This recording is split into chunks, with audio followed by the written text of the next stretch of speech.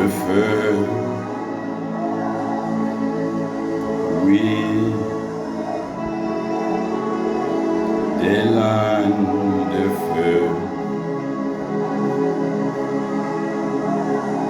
Des lames de feu. Oh, des lames de feu. Tongues of fire. Tongues of fire.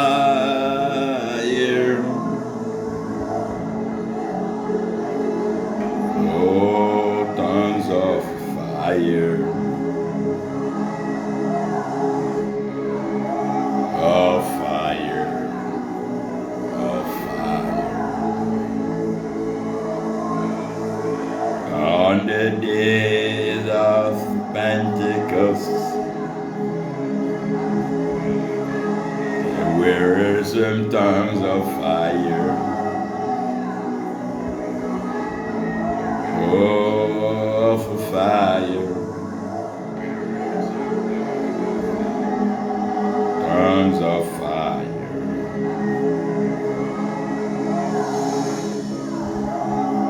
Oh, tongues of fire. Yes, tongues of fire.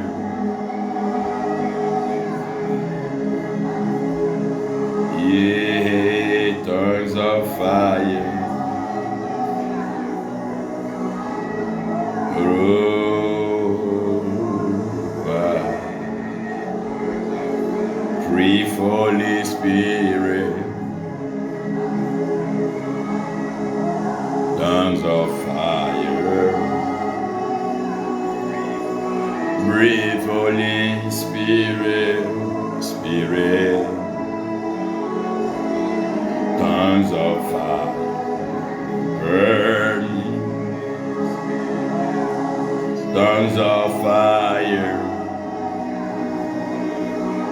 Ablaze of tongues of fire.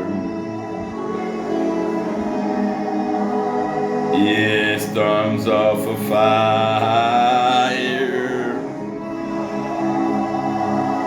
Burn, tongues of fire. Yes, tongues of fire. Oh, tongues of fire. Burn. Oh, tongues of fire. Oh, tongues of fire. Burn. Burn, burn. Yes, burn. Burn, Holy Spirit. Yes, wherever you are, you can blow in tongues, start speaking tongues. De là où tu te trouves, commence à parler en langue. Commence à élever la voix et prier le Seigneur. Tongues of fire, burn, burn. Des lames de feu, comme au jour de la Pentecôte. Ooh, burn, burn, oh burn. Tongues of fire burn. Oh, you burn, you burn. Oh, you burn. You burn, you burn. Holy Ghost fire. Holy Ghost fire.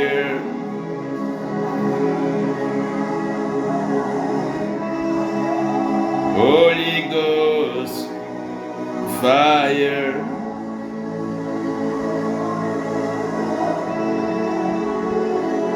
Yes, Holy Ghost.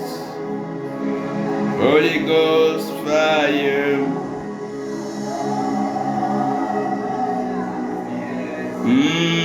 Holy Ghost fire.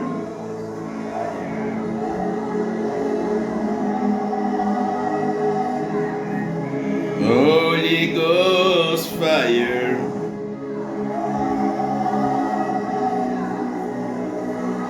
Fire.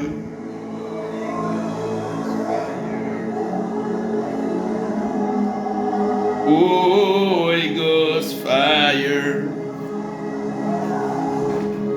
Nous bénissons le Seigneur pour la vie de cette grâce étoile des nations, prophétesse Bénédicta, que Dieu te bénisse, que sa grâce repose toujours sur toi et que les anges de l'Éternel t'accompagnent fidèlement dans cette œuvre noble et appréciable que tu accomplis de tout cœur.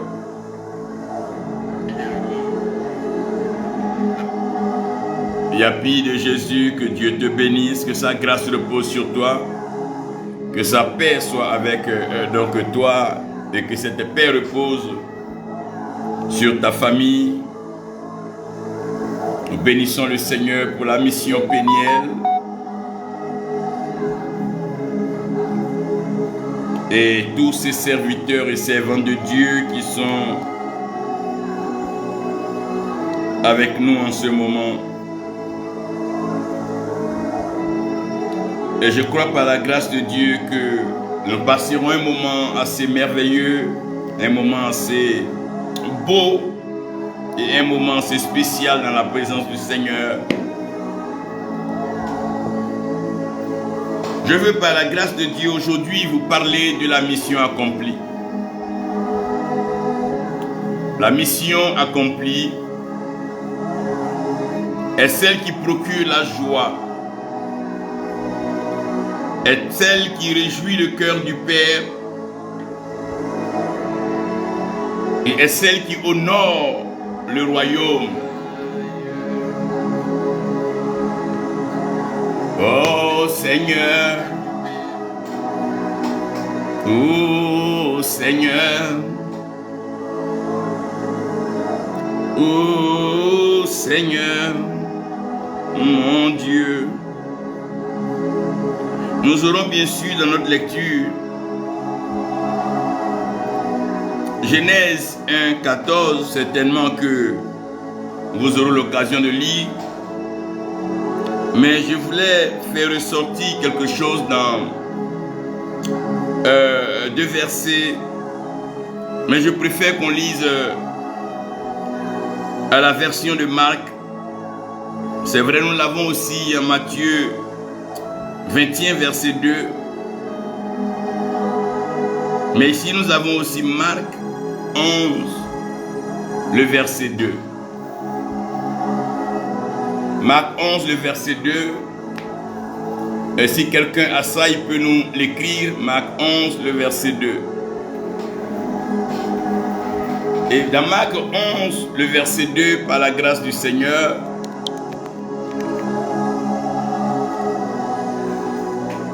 je veux amener chacun de nous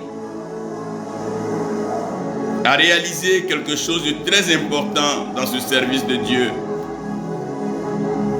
Tu es béni, révérend Begré, que la grâce du Seigneur soit avec toi. Et nous espérons que chacun de vous a pu passer un temps merveilleux dans la présence de notre Dieu. Fire rain, oh rain, oh rain, oh Lord Shandala, thank you God. Si quelqu'un peut nous poster Marc 11 verset 2, même l'écrit, je crois que cela pourrait nous aider La luminosité du lieu a plus ou moins changé. J'essaie de trouver la position la plus idéale. J'espère que là, ça peut aller. Marc 11, verset 2, un peu comme dans Matthieu, je vous disais, c'est un verset beaucoup connu et un verset beaucoup utilisé. En général, c'est un verset qui est utilisé dans le cadre de la délivrance, mais aussi l'introduction du règne. Donc dans Marc 11, au verset 2, je prends une version française. La Bible dit ceci: allez au village, allez au village. Et j'aimerais qu'ici on puisse, par la grâce de Dieu, souligner village, qui est vis-à-vis de vous. Donc le village qui est en face de vous, le village qui vous parle. Et aussitôt, en y rentrant, vous trouverez un ânon attaché, sur lequel jamais aucun homme ne s'est assis. Détachez-le et amenez-le. Père Céleste, tu as l'autorité spirituelle suprême. Tu règnes dans les cieux, sur la terre, tu accomplis tes œuvres. Viens par ta parole. Ouvre nos yeux et fais tomber les écailles. Ouvre nos oreilles, donne-nous l'entendement et la compréhension spirituelle. Nos cœurs que nous avons ouverts pour te recevoir, dispose, incline et pousse-nous à mettre en pratique cette parole, maintenant et pour toujours, au nom de Jésus-Christ. Amen. Que le Seigneur nous bénisse, que chacun demeure dans cette bénédiction. Aujourd'hui, par la grâce de Dieu, je veux pouvoir parler un peu. Je veux pouvoir parler un peu et dire quelque chose d'essentiel. Sachez que l'amour transcende les intérêts. Et comme l'amour transcende les intérêts, l'amour arrive à manifester la grâce et favoriser l'humanité. Donc comprenez ici et maintenant même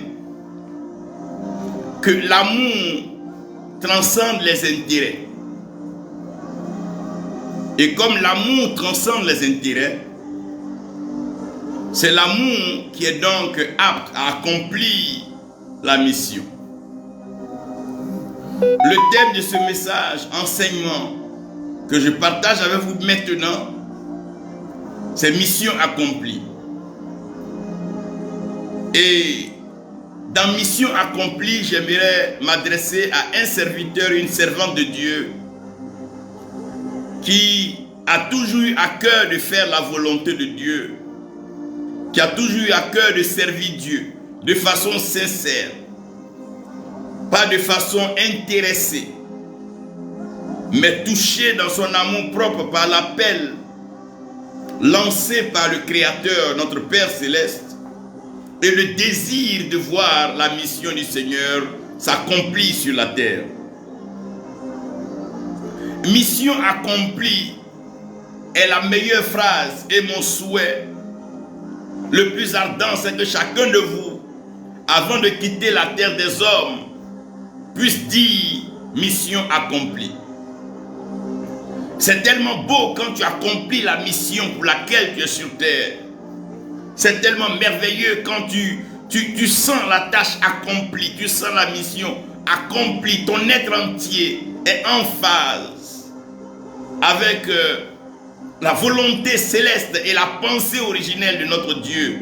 Lorsque tu accomplis ta mission, frère, tu arrives à un stade de satisfaction où tu n'envies personne, tu ne convoites rien. Mais tu sais au fond de toi que ce que le ciel avait comme portion pour toi, tu l'as accompli. Et chacun doit s'arranger pour accomplir sa mission. Il y a trop de démissions, il y a trop de missions inachevées, il y a tellement de missions incomprises et même des missions abandonnées. De plus en plus, l'homme est porté vers son intérêt et l'homme travaille à son intérêt pour son intérêt. Et je veux dire de façon même cupide et de façon égoïste et personnelle, l'homme travaille à sa réalisation et à son accomplissement personnel. C'est ce qui d'ailleurs ouvre une brèche et non la porte à ce que nous appelons le développement humain, à l'autosatisfaction et à l'encouragement personnel. Chacun veut évaluer la mission par rapport à sa personnalité, ses biens, ses acquis et ce qu'il a pu réaliser ou bâtir. Donc on a comme l'impression que nous sommes accomplis. On a comme l'impression que nous avons fait. On a comme l'impression que nous sommes grands. Alors que le travail reste encore à désirer. Lorsque nous regardons plus loin et lorsque nous comprenons la pensée de Dieu, nous voyons que le plus important n'est pas que nous atteignions une certaine grandeur ou bien que nous atteignions une certaine célébrité, une renommée, mais que la mission soit accomplie. Le plus important, c'est que la mission soit accomplie. Connu ou pas connu, riche ou pas riche, pauvre ou pas, mais la mission doit être accomplie. La mission de l'Éternel, c'est elle qui compte, c'est elle qui nous envoie sur la terre. C'est à lui de nous rémunérer, c'est à lui de nous récompenser, c'est à lui de se souvenir de nous et c'est à lui de nous bénir parce que c'est sa mission. Nous sommes envoyés dans la mission avec les moyens de la mission pour pouvoir accomplir la mission du Seigneur. Il n'est pas une question de personne. Nous devons nous donner les mains d'association. Nous devons nous unir sur ce qui est essentiel. Glorifier le nom de Jésus-Christ par la prédication de l'évangile. Nous devons le faire afin que demain nous puissions dire ensemble mission accomplie, qu'on puisse attraper les mains, acclamer, célébrer, chanter. Alléluia, la mission est accomplie. C'est pourquoi nous sommes sur la terre, nous l'avons accomplie. Ceci n'est pas facile à dire. Nous avons vu le Seigneur exercer un ministère d'une authenticité, d'une originalité rare, d'une unicité avec une démonstration sans pareille de puissance et une manifestation surnaturelle du pouvoir et de l'autorité de la parole de Dieu. Oui, le Seigneur a parcouru les terres, a parcouru les lieux, et il a annoncé l'évangile dans toute sa plénitude et il a manifesté l'évangile par des miracles, des signes tangibles, probables, avec des témoignages crus et vérifiés. Je dirais même des témoignages certifiés. Il a donc eu cette occasion merveilleuse de se raccrocher et de retrouver que l'essentiel n'était pas lui, sa volonté, mais la volonté de son Père. À Gethsémane, il va donc être pris dans ce dilemme où cette fois-ci ce n'est pas combattre le diable, ce n'est pas guérir des malades, ce n'est pas chasser les démons, mais c'est accepter de faire exactement ce que Dieu attend de lui. Ce qui était d'aller à la croix et mourir sur la croix. C'est tellement difficile pour chacun de nous, serviteurs de Dieu, servants de Dieu. C'est aussi facile de faire des programmes, des activités tant que ça nous rapporte. C'est plus facile de faire des programmes quand ça nous donne un nom, ça nous fait acclamer. C'est facile de faire des cérémonies lorsque notre nom ressort et nous devenons des célébrités. Waouh, des stars. Ça, c'est encore plus facile. C'est encore plus facile quand nous avons l'occasion de faire parler de nous. Oui, c'est encore plus facile quand tout se rapporte à nous. Mais quand cette mission doit nous faire disparaître, nous éloigner des radars, nous éloigner des caméras, nous éloigner de la belle vie, du luxe, quand cela doit nous éloigner de notre luxe quotidien et notre bonheur tant recherché. Quand cette mission nous demande de disparaître, et comment? Souvent, pas comme nous voulons. Il doit accepter, bien que son nom soit prophétisé, sa venue soit annoncée depuis des lustres, répété, confirmé par des prophètes. Le voilà maintenant. Même pas vieux, jeune, il doit accepter de s'éclipser. Il doit accepter de s'effacer. Il doit accepter ce que personne d'autre n'aurait accepté. Pierre a nié catégoriquement. Pierre a dit, je ne le connais pas. Je n'ai jamais entendu dire qu'il y a Jésus en Israël. Il devait aller à la croix et donner son sang pour le salut de l'humanité. Il devait aller mourir sur la croix. Il n'allait pas à un dîner, il n'allait pas à un déjeuner, non. Il n'allait pas à un mariage, il n'allait pas à un festival. Il n'allait pas à une pièce de théâtre ou bien à une salle de jeu. Il partait rendre son esprit au Père et couler de son sang pour le salut de l'humanité. Il a compris qu'accomplir la mission du Père vaut mieux que se donner des activités. Et nous sommes agités, nous sommes dans l'activisme, chacun fait un peu de tout. Mais quand est-ce que nous aurons l'occasion de regarder la mission du Seigneur? C'est donc sur cette croix. C'est à ce moment-là, les apôtres et ses disciples loin de lui et tous ceux qui l'avaient acclamé, ceux qui avaient été nourris des pains et qui avaient bien mangé le poisson, qui avaient bénéficié donc des miracles, des récipiendaires même des miracles, étaient loin de lui. Tout le monde avait préféré un brigand, le livrant alors à la loi unique des hommes. Souvent ceux pour qui tu te sacrifies, ceux pour qui tu te tues, c'est eux qui t'exposent, qui te livrent, qui te dénigrent et qui te calomnient. Mais si cela est pour accomplir la mission du Seigneur, gloire soit rendue à notre Dieu. C'est sur cette croix qu'il va dire mission accomplie. C'est sur cette croix qu'il va dire tout est accompli. La phrase est tellement forte et sonne tellement dans nos oreilles que nous devons revenir et revoir notre mission. Est-ce que nous pourrons dire mission accomplie? Après avoir fini tout ce que nous sommes en train de faire, est-ce que nous pourrons un jour, peut-être dans notre jeunesse, dans notre vieillesse, est-ce que nous pourrons un jour dire mission accomplie? Voici la préoccupation, voici là où nous devons aller. Premièrement, sachez que c'est beau, c'est merveilleux et même très encourageant. Qu'est-ce qui est beau, qu'est-ce qui est merveilleux et qu'est-ce qui est encourageant? Oh, depuis le fusion du Saint-Esprit, il y a un réveil et nous avons senti le réveil. Parler du réveil, c'est parler d'un feu. Réveiller quelqu'un qui dort, lui donner un certain éveil spirituel et une capacité de naviguer dans une intelligence spirituelle et accomplir les œuvres de la vérité, les œuvres de la lumière.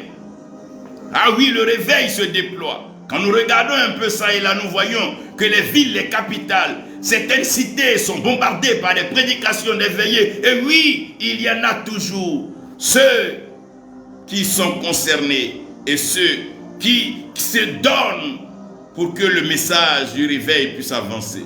On parle des revivalistes, on parle de ces hommes-là qui n'ont pas regardé donc à leur vie, qui n'ont pas regardé à leurs avantages, mais qui ont accepté de propager le message du réveil, qui ont été là comme des éveils de conscience, des voix pour ramener la conscience humaine et l'humanité sur la vérité selon laquelle Jésus-Christ est Seigneur et Sauveur.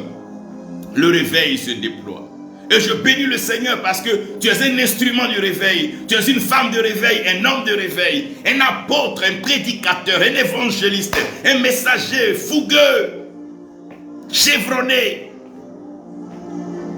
qu'on ne peut pas perturber et ni détourner parce que tu crois au réveil spirituel et tu prêches pour l'illumination des vies. Tu prêches pour que les vies soient éclairées, que la vérité soit établie dans les âmes, dans les cœurs, ou afin que la délivrance puisse suivre. Oh oui, le réveil se déploie. Ah oui, ça c'est beau. Ça c'est merveilleux et même très encourageant. Quand nous voyons le réveil se déployer. Quand nous regardons à la Zouza, nous voyons comment le réveil se déploie. Depuis ce temps de rassemblement, avec William Seymour, nous voyons comment le réveil se déploie. Les tent preachers ont commencé à envahir les États-Unis et commencé à placer des tentes de guérison dans les cités et dans les grandes villes. Oh, nous parlerons ici alors, aidez-moi à citer des hommes qui ont marqué donc leur temps, comme les Alonzo Allen et des gens qui ont marqué leur temps avec la prédication moderne, comme les Jaco. Ah oui, le réveil. Il était question de réveil. Allons-nous manquer de parler donc des finés? Non, non, non, non. Allons-nous finir de parler donc des hommes comme les George Whitefield qui ont marqué par le réveil, les revivalistes. Ils ont prêché, ils ont conditionné le monde au Saint-Esprit jusqu'au point où sans le Saint-Esprit, nous ne sommes rien. Les hommes, les femmes ont commencé à chercher le Saint-Esprit et à se laisser conduire dans les profondeurs de l'Esprit pour prêcher des messages révélés, inspirés et des messages qui viennent du ciel.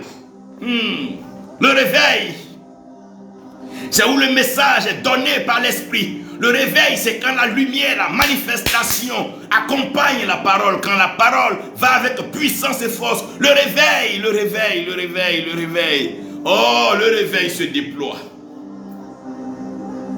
Que dire des hommes comme les T.L. Osborne, Billy Graham, Jimmy Swaggart? Que dire des hommes comme les Maurice Cerullo? Oui, le réveil se déploie. Le réveil se déploie. Quand on est enflammé, on va enflammer les autres. Quand on a une pierre, on se frotte aux autres pierres. Quand on est embrasé, on embrase plus loin. Le réveil se déploie. Et la restauration est en cours. Une erreur, c'est que les gens pensent que parce qu'ils sont réveillés, ils ont les dons du Saint-Esprit, donc automatiquement ils ont droit aux richesses. Non. Le réveil est une saison. Et la restauration est une autre saison. Souvent, Dieu ne te donnera pas tout pendant que tu es en train de le servir, de peur que tout te détourne du service. Mais Dieu n'abandonnera jamais de rémunérer ses serviteurs. Tu ne manqueras de rien. Tu ne seras jamais dans la disette. Tu ne seras jamais dans la mendicité ni dans la pauvreté. Parce que l'Éternel prend soin de ses points. Et c'est lui le pourvoyeur et le rémunérateur de tous ceux qui le cherchent.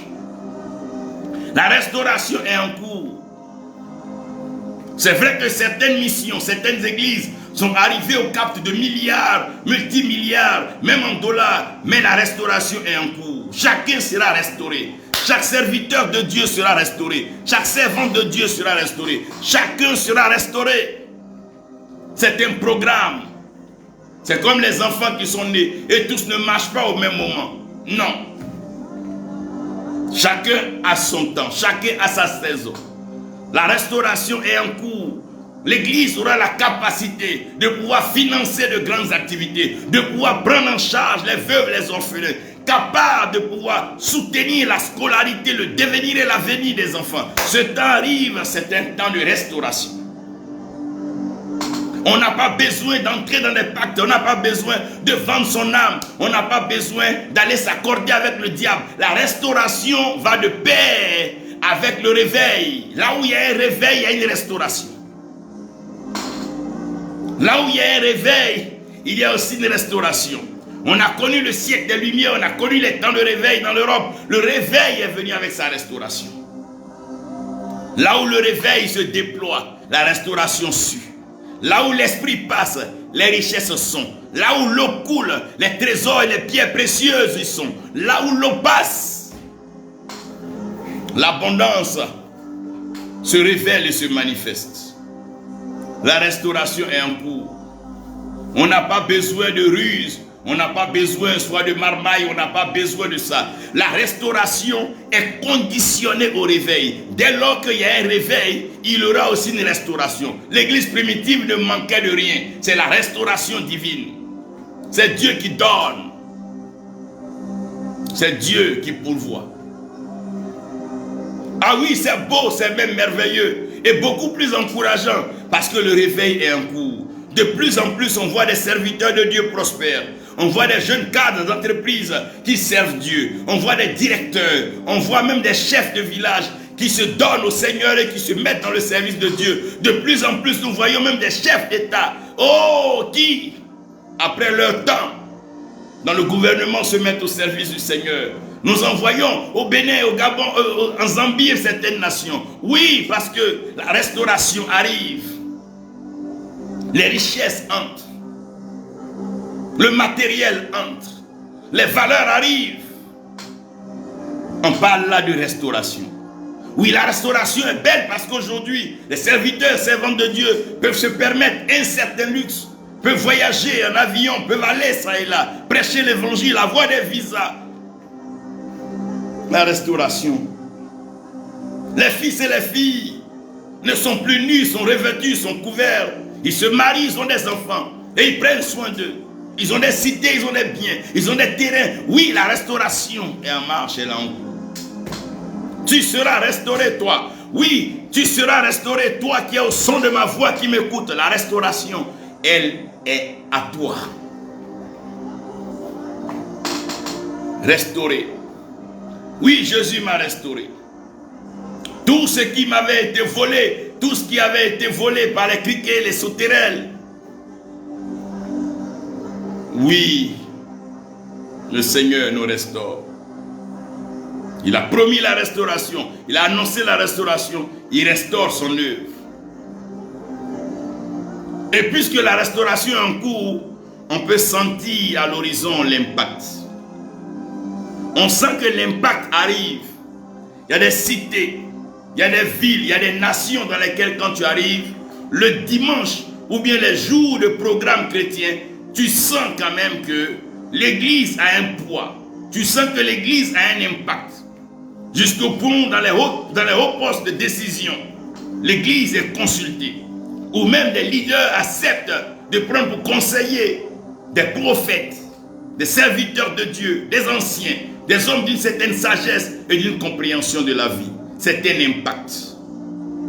Quand Pharaon accepte de prendre Joseph comme son gouverneur, c'est un impact. C'est un impact. Quand il y a des jours comme la Pentecôte ou des jours du Seigneur qui sont célébrés dans les nations, c'est un impact.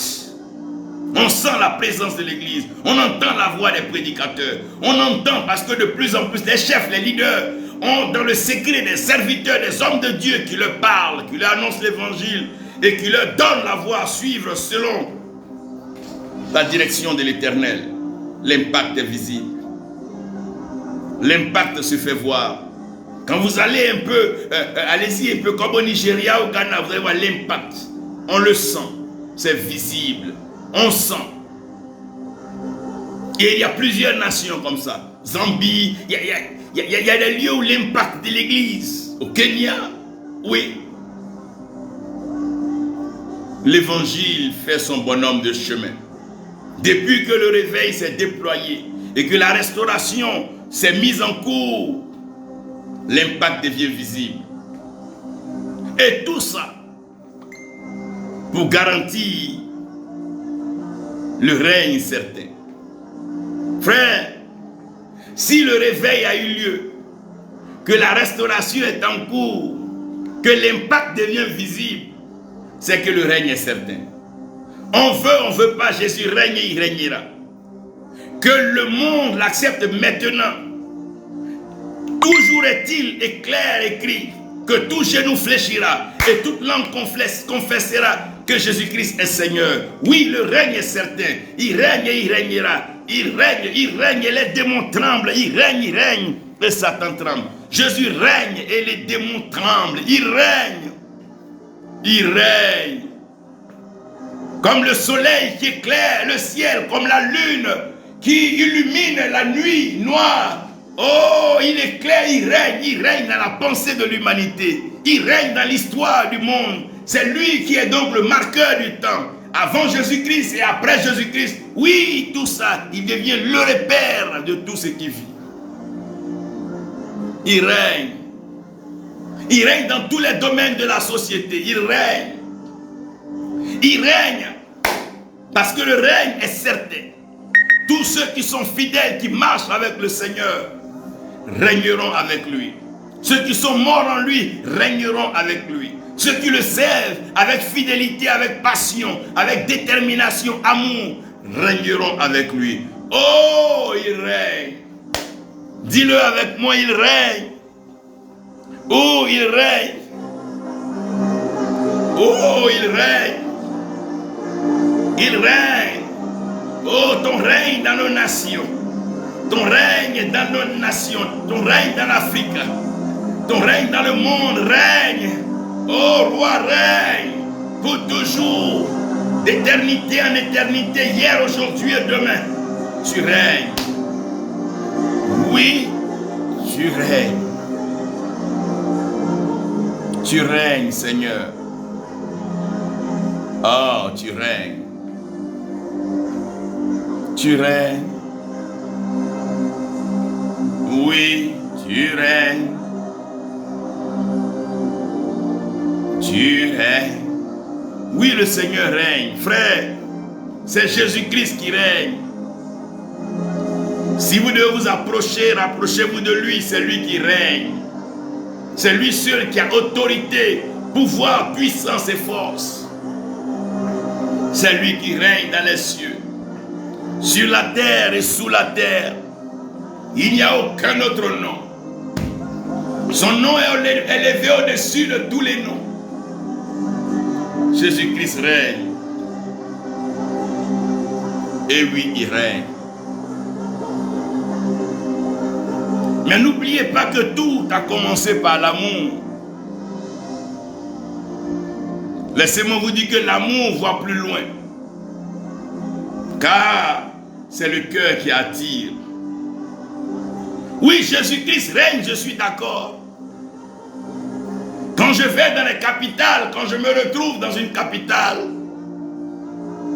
je vois à tous les coins de rue des veillées de prière, des conventions, des conférences. Quand tu parcours Lagos, Abuja, Port Harcourt, quand tu parcours Accra, Kumasi, quand tu parcours Abidjan, oh, des veillées par-ci, des veillées par-là, des conventions par-là, des colloques, des sommets. Et oui, il n'y a pas de doute en cela. Oui, il n'y a pas de doute en cela. Il n'y a pas du tout de doute. Mais l'amour voit plus loin car c'est le cœur qui attire. Pendant que nous sommes en ville, pendant que nous sommes en train de nous battre, louer ses résidences chères, louer ses salles très chères, payer ses terrains, oh, à des prix assez élevés. Pendant que nous sommes en ville et que nous avons nos panneaux de posters, que nous passons à la télévision, sur les chaînes radio, pendant que nous parlons un français soutenu avec un évangile complexe, avec des messages assez voilés, pendant que nous regardons la ville, un peu comme au temps où l'exode rural avait aveuglé tout le monde quittait les villages pour aller dans la ville, la capitale, tout le monde veut se réaliser dans la ville. Mais nous avons oublié qu'il y a des zones non atteintes. L'amour voit plus loin. Pendant que les frères de David étaient en ville, l'œil de Dieu voyait dans la brousse, dans le champ. Pendant que ses frères étaient à Jérusalem, dans la capitale, l'œil de l'Éternel voyait là-bas, à Bethléem et encore même dans la brousse. Frères, pendant que nous sommes satisfaits à Abidjan, pendant que nous sommes heureux à Gaïwa, pendant que nous sommes satisfaits à Paris, oui, à Accra, en train de prêcher avec un langage soutenu, avec tout le protocole qui va avec, il y a des zones non atteintes. Il y a des zones où on n'a même pas encore entendu dire que Jésus-Christ est Seigneur. Pourquoi? Parce que ces zones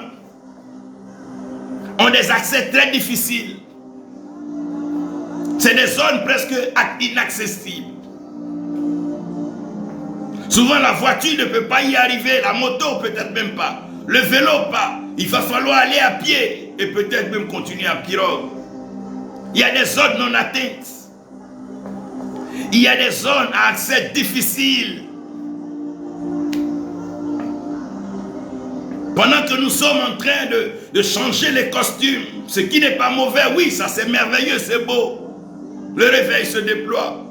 Mais l'amour voit plus loin que ça. Car le cœur bat aussi pour les lieux très éloignés. Je veux parler des zones non atteintes. Des zones à accès difficile. Des zones avec des difficultés de communication. Ils ne sont pas allés à l'école. Ils ne savent pas lire. Ils ne comprennent pas le français. Maman Togora n'a pas été là-bas pour leur enseigner le français. Ils n'ont pas été au lycée. Ils n'ont pas été à l'école parce qu'il n'y a même pas d'école. Ils ne savent ni lire ni écrire. Mais eux aussi, ils ont des besoins, ils ont des problèmes. Ils doivent s'adresser à leur créateur. Ils ont besoin de le connaître.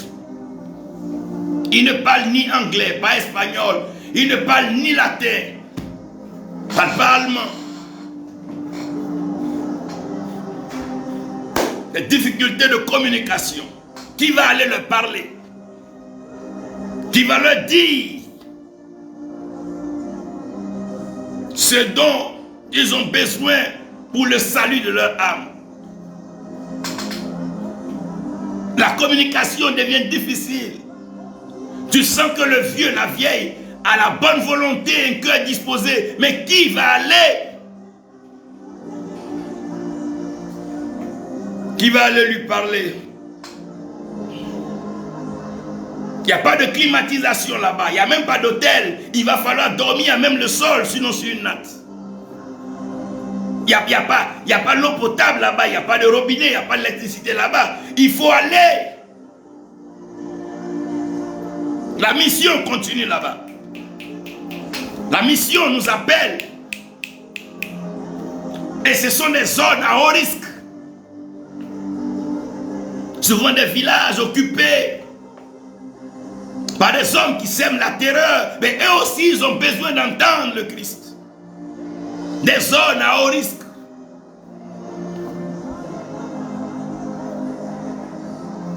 Des zones forestières.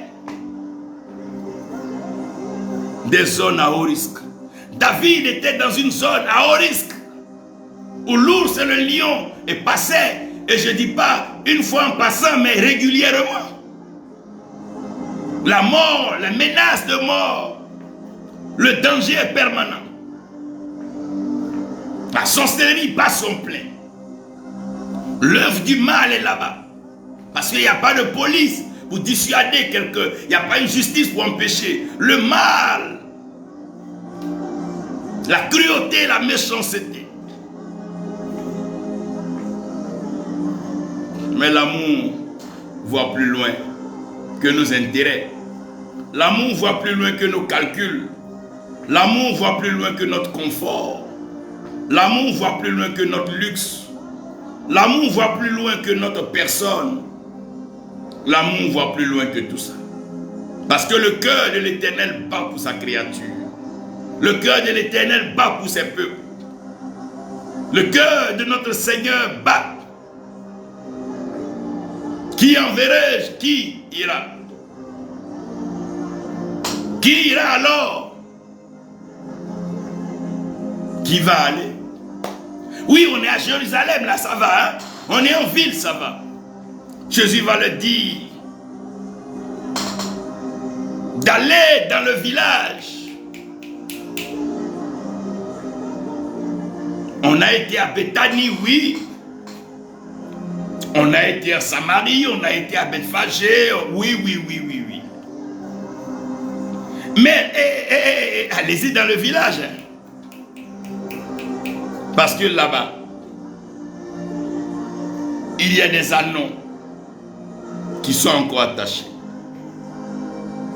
Il y a des âmes qui ont entendu un prédicateur prêcher. Ils n'ont pas encore savouré un message. Ils n'ont pas encore expérimenté de façon tangible la puissance de la prédication. Ils n'ont pas encore baigné dans... Eux aussi, ils sont enfants de Dieu.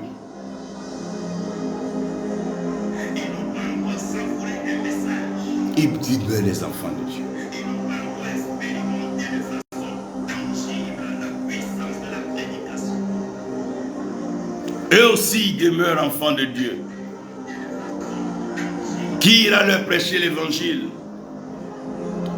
Excellence, son éminence, j'espère, prophétesse Déborah Quadio, Qui ira leur prêcher l'évangile?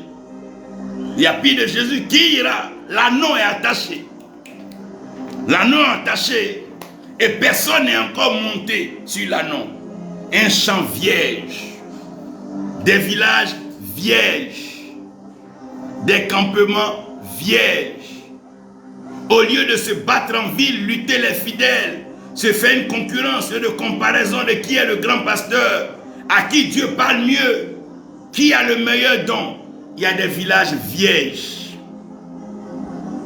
Il y a des lieux où les gens sont malades. Il n'y a pas de dispensaire, il n'y a pas de clinique, il n'y a pas d'hôpital. Ils ont besoin du don de guérison. Tu dis que Dieu t'a donné un don de guérison, mais viens, je vais te montrer ces villages vierges-là. Viens, commence à prendre la voie et commence à foncer dans le Mali. Vous allez voir, il y a des villages où les gens ont besoin de la guérison divine. Vous voulez des villages? Il y en a dans le Niger, il y en a en Centrafrique, il y a des villages, ça ne finit pas. Il y en a plein de villages. Il y a des villages partout. Des champs vierges. Des champs vierges. Des gens attendent que quelqu'un pour aller leur prêcher l'évangile. L'anneau attaché. Personne n'est monté sur l'anneau. L'anneau est là.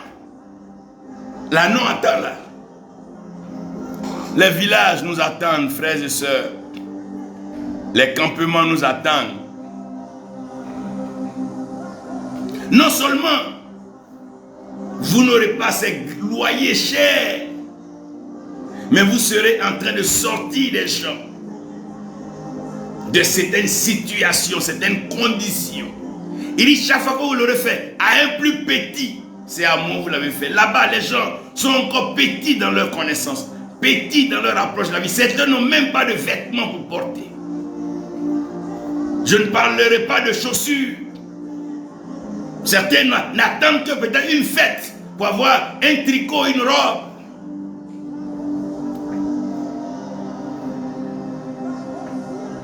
L'anneau est attaché, frère. Et la délivrance s'impose. Tu ne peux pas fuir le village maintenant et aller à ta retraite, ça n'a pas de sens. Et la délivrance s'impose. La lumière doit briller dans les ténèbres, pas seulement en ville, mais dans les villages, les campements, les hameaux. La délivrance s'impose, l'anneau doit être libéré. Il y a des jeunes filles, des jeunes hommes intelligents, des enfants dans les villages, mais personne pour leur donner un livre. Ils ne savent ni lire ni écrire. Vous pensez que les cadres aujourd'hui, ils sont nés en ville? Non. Nos chefs, nos leaders, ils sont nés dans les villages, des campements. Mais l'opportunité leur a été donnée. Les colons, les blancs, les missionnaires sont allés dans des villages reculés, des campements. Pour que l'évangile pénètre. Traduire la Bible dans nos langues. Comprendre nos parents. La délivrance s'impose. Serviteurs de Dieu, nous devons être délivrés. Nous devons être délivrés. Nous sommes trop accros aux grandes villes, aux grandes cités. Mais est-ce que nous accomplissons la mission? Est-ce que nous pourrons dire mission accomplie? Ne nous servons pas du nom de Dieu. Ne nous servons pas du nom de l'Éternel pour vivre un quelconque confort et abuser des uns et des autres. Mais allons là où il a besoin de nous. Il dit allez-y dans le village là. C'est là-bas que l'anneau est attaché. Allez-y détacher. Allez-y prêcher l'évangile. Allez-y faire la délivrance dans les villages. Les cures d'âme. Les séances de baptême. Annoncez-leur l'évangile. Elle s'impose à nous. C'est la mission. C'est une recommandation du maître. Ce n'est pas au choix. Ce n'est pas facultatif. C'est obligatoire. C'est ce qu'il nous demande et c'est ce que nous devons faire. Parce qu'il veut monter sur l'anneau pour entrer dans la cité.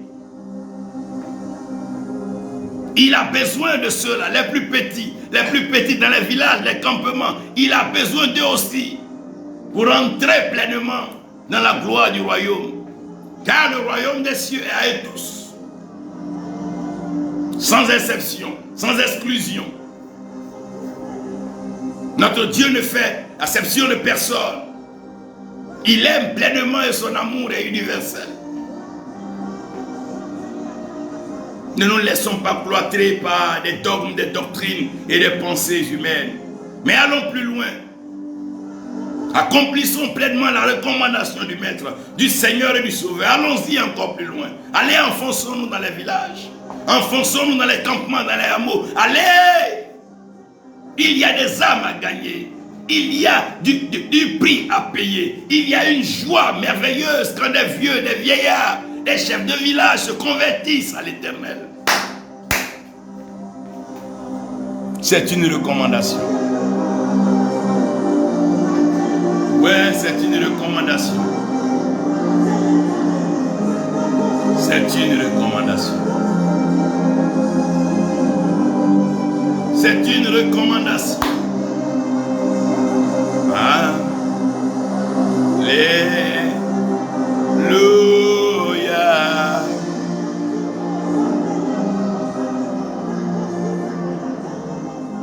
C'est une recommandation. C'est quoi mission accomplie? Mission accomplie, c'est prendre d'assaut les villages, couvrir les campements, les hameaux. Nous devons aller plus loin.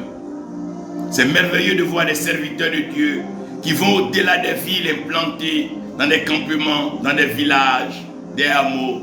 Et cela est encouragé. Je prie et je lance l'appel maintenant à tous les cadres originaires de villages. Vous pouvez vous associer, voir votre pasteur ou un évangéliste ou un serviteur de Dieu pour dire: homme de Dieu, voici les moyens que nous mettons à votre disposition. Allez dans notre village, ouvrez une œuvre. Allez-y dans notre village, parlez du Seigneur à nos parents. Au lieu de chercher à les tuer ou bien faire des combats pour les enlever de la sorcellerie, allez-y leur annoncer l'évangile maintenant.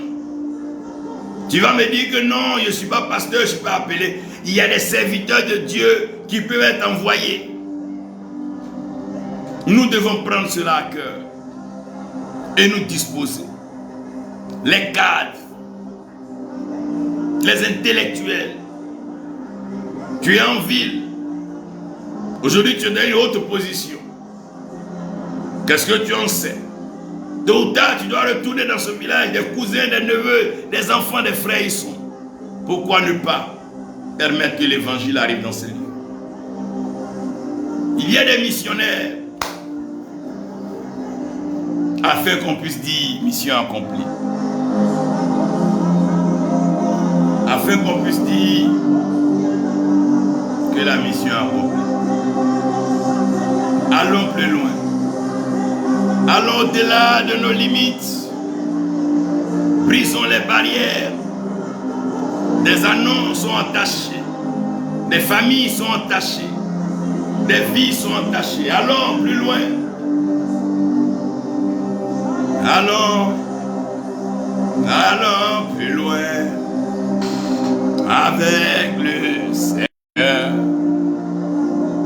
Oh yeah. Allons plus loin avec le Seigneur.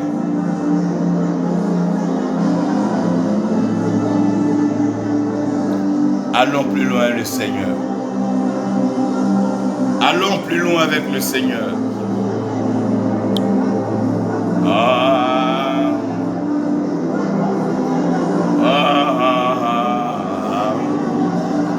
Prie le Seigneur pour qu'il envoie des missionnaires, des ouvriers dans ton village.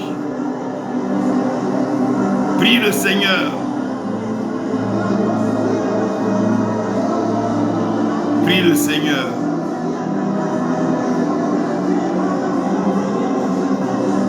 Prie le Seigneur pour qu'il envoie Demande au Seigneur d'envoyer ces ouvriers-là. Prie le Seigneur, demande-lui. Élève la voix, dit Seigneur, envoie des ouvriers dans mon village, dans les campements, dans les hameaux, envoie-les.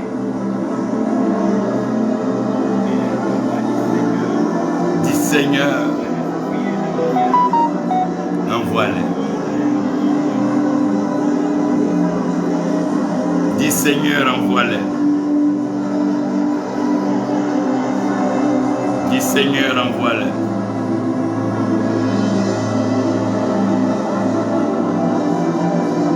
Les villages ont besoin de Jésus-Christ.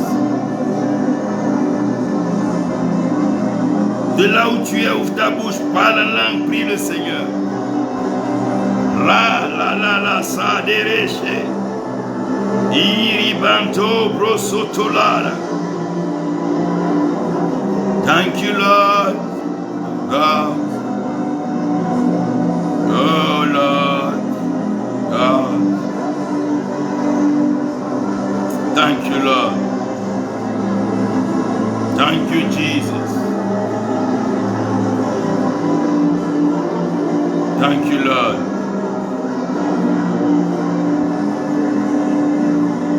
Thank you, Jesus. Thank you, Lord. Thank you, Jesus.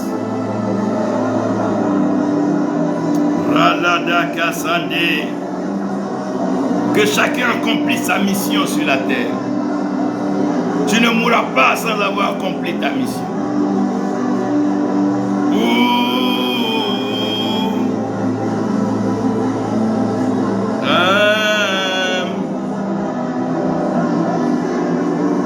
Thank you, Lord. Oh God. Thank you, Lord. Thank you, Jesus.